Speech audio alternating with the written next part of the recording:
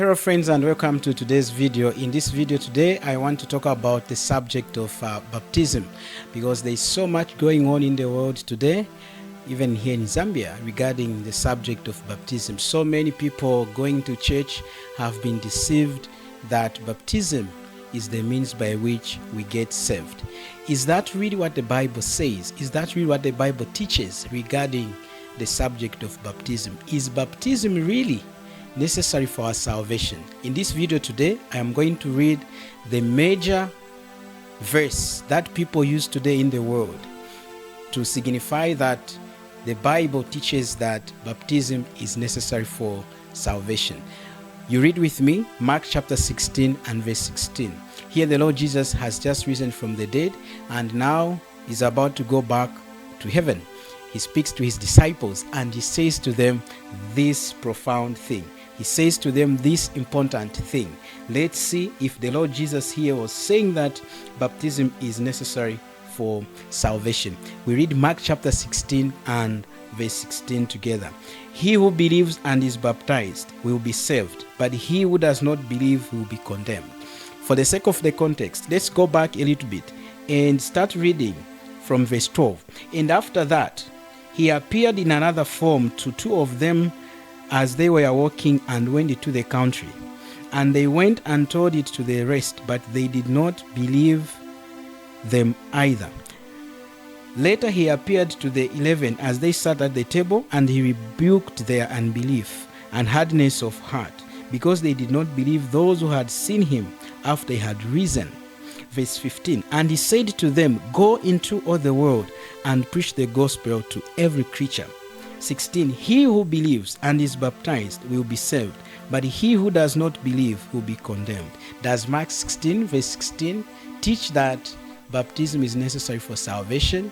No, I don't see there such a statement. Yes, verse 16, if taken out of context, one might brag, one might make a case to say, oh yes, Jesus said baptism is necessary for salvation. One must believe plus be baptized in order to be saved.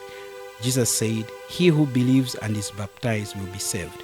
But how comes the last part of this verse says, but he who does not believe will be condemned? Why is the emphasis on belief in Christ? Because we are saved by faith in Christ.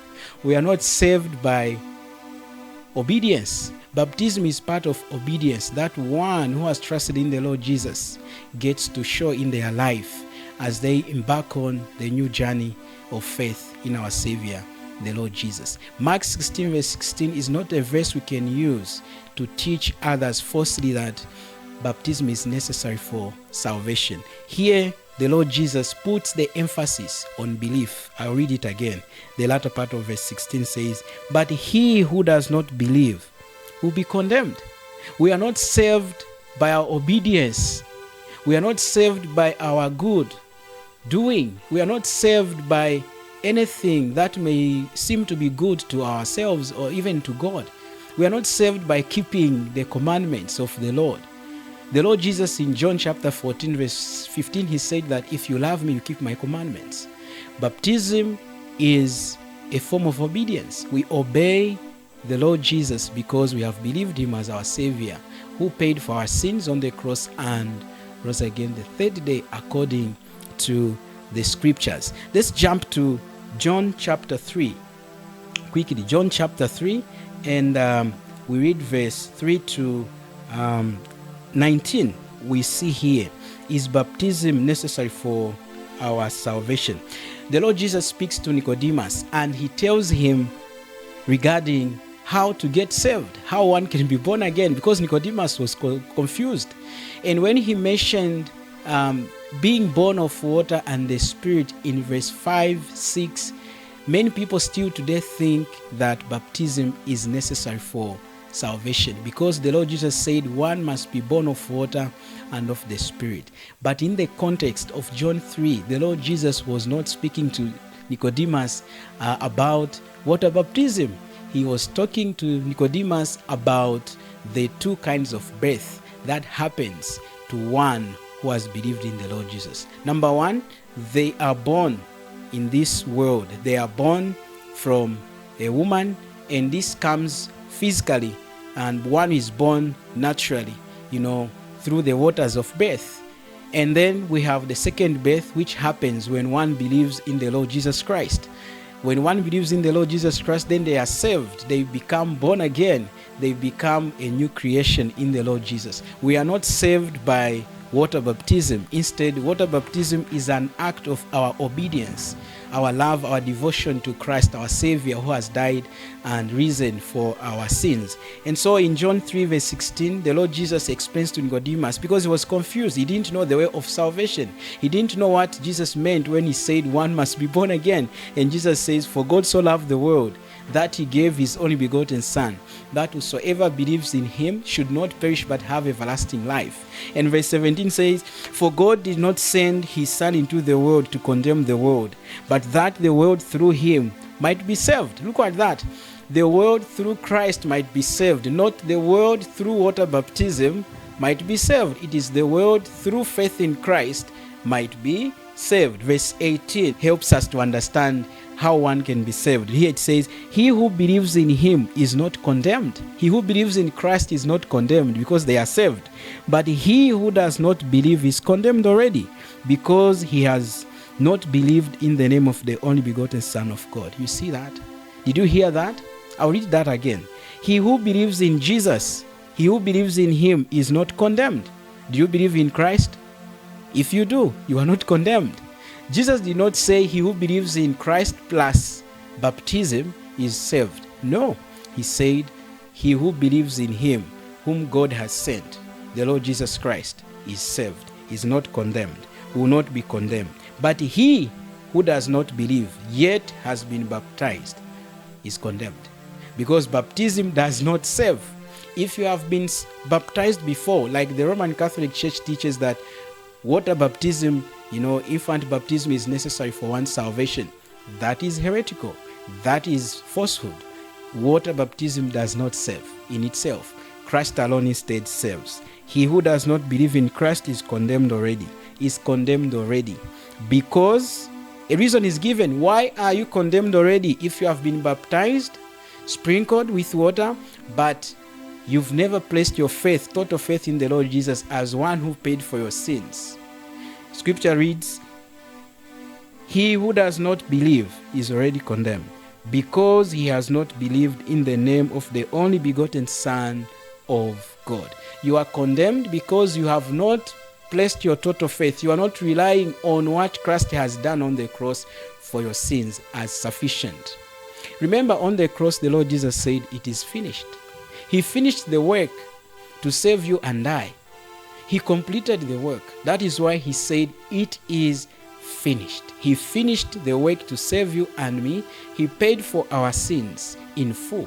He is not asking you and I to obey him a bit so that he can save us. No, the Lord Jesus finished the work of our redemption. We read in Ephesians chapter 2 verse 8 and 9 the following thing: "For by grace you have been saved through faith. And this is not your own doing. It is the gift of God, not by works, lest anyone should boast." You see, we are not saved by our effort. We are not saved by our good. We are not saved by us trying to obey God, like the SDA guys, distort the gospel by teaching that we need to obey the 10 commandments in order to be saved. No. We obey the Lord after we are saved because we love him. Him who paid for our sins, the one who died for our sins, the one who rose again the third day according to the scriptures, the Lord Jesus. We obey him because we have believed him as our Savior who paid for our sins, because he loved us and gave himself for our sins. Now allow me this time to read from the Roman Catholic CATECHISM. I want to show you this book. This is a book I got from a friend of mine, a sister in the Lord who used to be Catholic, and later on met the Lord in truth and trusted the Lord Jesus as her Savior, and denounced the Roman Catholic faith and decided to give this book to me so I could use it to help more Catholics. And I'm going to read what it says regarding baptism, infant baptism and baptism as a whole. This is UCAT, and I'm reading question number, I'm going to read question number 199. This is a question in the UCAT Roman Catholic Catechism for the young people. Is baptism in fact the only way to salvation? And here is the answer. For all those who have received the gospel and have heard that Christ is the way, the truth, and the life, John 14 verse 6, baptism is the only way to God. Look at that deception. Baptism is the only way to God and salvation. At the same time, however, it is true that Christ died for all mankind. Therefore, all men who have had an opportunity to learn about Christ and the faith, but seek God sincerely and live according to their conscience, also find salvation. The so-called baptism of desire. This is the Roman Catholic Church. God has made salvation dependent on the sacraments. What falsehood is this? What deception is this? Baptism is the only way to God and salvation. Where does the Bible say that in the Bible? John 14 verse 6 has been quoted but misused, misunderstood. Jesus said, I am the way, the truth, and the life. No one comes to the Father except by him. Faith in Christ. When one believes in Christ, they make it to heaven. But the UCAT Catechism for the Roman Catholic Church is deceiving thousands and thousands of people, teaching that baptism is necessary for salvation. And such teachings have caused many Zambians and many people in the world who go to the Roman Catholic Church, as well as those who go to SDA Church, to think that, they've been deceived by Satan using these big institutions, big, organizations like the Roman Catholic organization and many more in the world, spreading the heretical teaching that baptism is necessary for salvation, and hence denying the fact that Christ has done everything that was required for our salvation. Christ said it is finished. And why should we help him in baptism? Obedience should follow after one has been saved. We are not saved by our obedience to Christ. We are saved by faith in the Lord Jesus Christ, apart from our good works. And no one can be saved by being a good person. No one can be saved by obeying the 10 commandments. No one can be saved by, being baptized. Instead, we are saved by the grace of God through faith in our Savior, the Lord Jesus Christ. And here is another interesting question in the UCAT, Catholic Catechism. This is question number 200. What happens in baptism? In baptism, we become members of the body of Christ, sisters and brothers of our Redeemer, and children of God. We are freed from sin, snatched from death, and destined from then on for a life in the joy of the redeemed. What kind of deception is that? When does one become part of the body of Christ? It is at salvation, when one places their faith in the Lord Jesus. It is not when one is being baptized, because baptism to a believer, it is just a public proclamation of that faith, of that which has happened in one's life. Having been dead to sin, now having trusted in the Lord Jesus, Christ has risen such a one from the dead. He is now alive with Christ. The Lord Jesus paid for our sins. He was buried and rose again. And one is united with Christ in, faith. When one believes in the Lord Jesus, they are saved, sanctified, they are set apart for God and to walk in the path of faith through faith in the Lord Jesus Christ. And this is heretical. This is not the Bible. This is the Roman Catholic teaching that one is saved by water baptism. One becomes part and parcel of the body of Christ through water baptism, but that is found nowhere in the Bible. We are saved by the grace of God through faith in the Lord Jesus Christ. So we are saved by the grace of God through faith in the Lord Jesus. It is the free gift of God. We don't pay for a gift. The Lord is not asking us to be baptized, or rather commanding us to be baptized, so that when we obey, then we are saved. Water baptism does not save. Here is a nice picture that we can use. The thief on the cross, together with the Lord Jesus. One of the thieves on the cross trusted the Lord Jesus, and he never got baptized, but the Lord Jesus assured him of being with him in paradise.